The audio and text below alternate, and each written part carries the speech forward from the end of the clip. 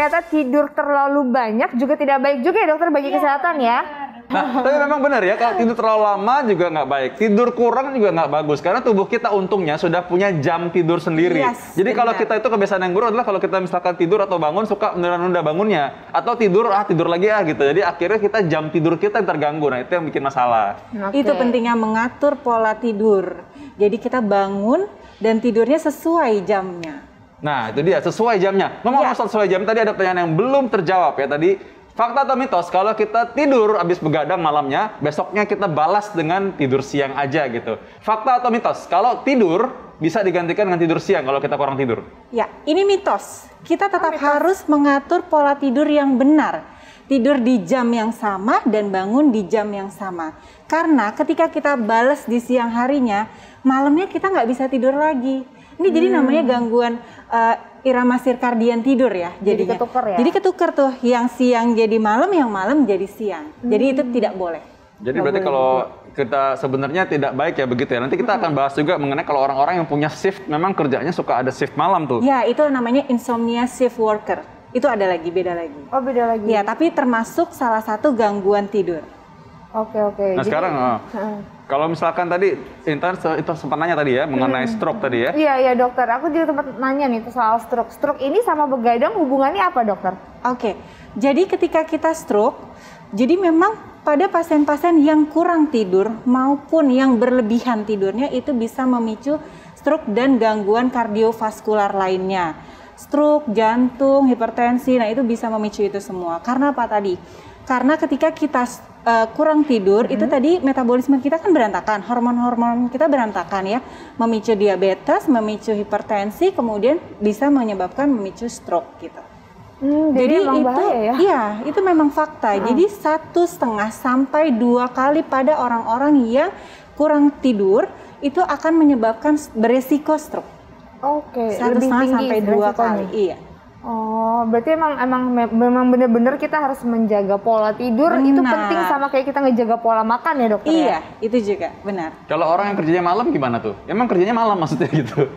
Nah ini ada yang tips nggak? Ada usul nggak Iya, harus gimana? Ini yang agak sulit ya, karena dia tidak mungkin meninggalkan pekerjaannya ya. Tapi yang pasti tetap lakukan olahraga, kemudian penuhi kebutuhan tidur malam harinya. Ketika pulang ya ada waktu tidur gitu. Jadi apa boleh buat ya? Tapi tapi kalau bisa enggak gitu kan? Karena soalnya ada orang juga kan memang yang di luar kerjaan, memang aslinya memang karena merasa mau begadang aja gitu, karena ada mungkin nikmatan lain, ada rekreasi atau yang lain-lain. Jadi baik, nanti tipsnya nih sekarang gimana supaya kita menjaga diri untuk tidur, supaya menjaga diri dari penyakit kardiovaskular dan juga termasuk stroke. Oke, kita harus perbaiki sleep hygiene kita. Apa itu? Yang pertama olahraga 150 sampai 180 menit per minggu.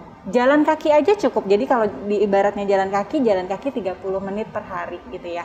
Kemudian yang kedua, tadi seperti yang saya bilang bahwa kita harus mengatur pola tidur kita. Tidur jam berapa, bangun jam berapa. Jadi pasang aja waker, ini waktunya tidur, ini waktunya bangun. Seperti itu.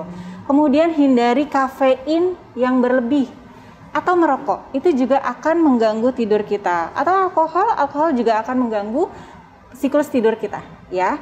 Nah selanjutnya ketika kita mau tidur itu lampu harus dimatikan. Karena apa? Karena itu nanti berhubungan sama melatonin. Ketika kita lampunya nyala, tubuh kita nih nggak bisa ngebaca nih ini pagi apa malam ya. Jadi si zat melatonin itu produksinya terganggu. Nah padahal si zat melatonin ini yang akan menyebabkan kita tidur.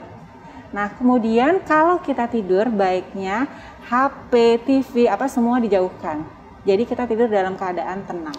Nah, kalau yang merasa seperti itu coba tolong kasih tahu di sebelah-sebelahnya ya tadi ya. HP, mungkin gadget itu disingkirkan dulu ya. Iya, itu disingkirkan dulu. Tapi emang itu godaan terbesar sih dok. Kalau mau tidur lihat gadget gitu-gitu nggak bisa tidur nih main gadget dulu gitu. Nah, padahal salah. Oh, padahal sebenarnya kalau nggak bisa tidur berusaha aja dulu malam ya. Kalau misalnya kita tidak bisa tidur, misalnya ini sudah merebahkan diri nih, udah 30 menit kok belum bisa tidur ya, kita harus melakukan aktivitas di luar kamar yang membosankan. Misalnya membaca di ruang makan gitu, itu seperti itu. Atau membersihkan toilet katanya. Kalau misalkan toilet, aduh ngapain kita malam-malam bersihin toilet, tidur aja mendingan. Nah kayak gitu tuh bisa membantu kita untuk mau tidur. Iya, tapi tidak boleh olahraga malam hari juga ya, olahraga berlebihan pada kurang dari 4 jam waktu tidur kita, itu juga akan mengganggu tidur kita juga.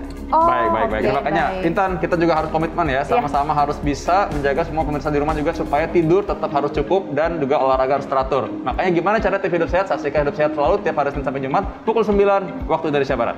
Ya, kami pamit undur diri. Saya Intan sama Dina. Saya Dr. Vito Damai, Indonesia Hidup Sehat.